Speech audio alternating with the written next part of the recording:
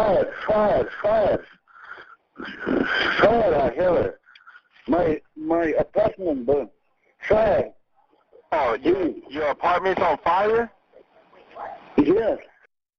Look at that fire. Tense moments overnight as the Southside apartment complex catches fire, displacing about 100 seniors. And tonight, residents are demanding answers. So here's what we know. Firefighters responded to the Jacksonville townhouse apartments. That's on Phillips Highway early this morning after a fire engulfed an 8th floor apartment. Our Juliet Dreyer joins us live from outside the apartment building right now. And Juliet, we know the people who live there still not allowed back in.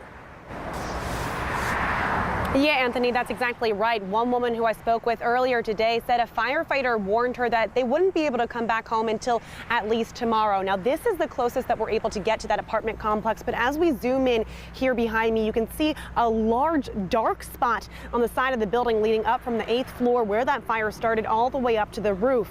And people who live here at the Jacksonville townhouse apartments describe a chaotic scene as people evacuated the senior living complex, many of them needing assistance. But one thing they say they didn't hear: fire alarms, and we actually found documents showing that wouldn't be the complex's first issue with fire safety systems.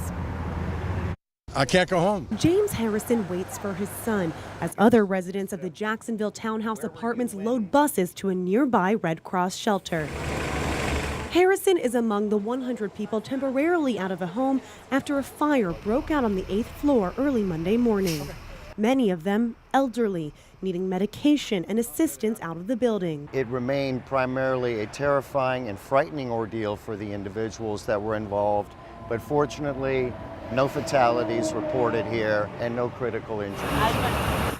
This video, shot by an apartment complex resident, shows flames pouring out of the apartment window. As they got onto the 8th floor, unfortunately, they discovered that someone had opened the door of that particular unit, that apartment where the fire was at, filling the entire hallway. According to JFRD, the building's sprinkler systems functioned properly. This man lives on the 6th floor. When I woke up, it was pouring in my house. It was pouring in my house. That's how bad it was. Harrison, who also lives on the 6th floor, recalls walking down the stairwell to safety. Think of a bathtub, and then think of somebody taking it and just throwing it down the stairwell, the water. So that's how bad it was. But both men, in addition to other residents I spoke with off camera, say the fire alarms, what the heck, never went off. In the last 10 years, it's probably gone off 30 times. I mean, now when it's real, it didn't go off. I don't understand. No fire alarms at all. Nobody heard them. I went to get answers from the property manager, Washington State-based Cambridge Management Incorporated. I called multiple times and was told each time that someone would call back to discuss, but no one did.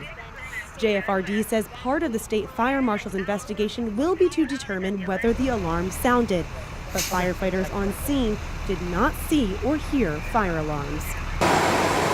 Now, it's one day at a time for the dozens displaced as they prepare to spend a night in the shelter with little more than the clothes on their backs.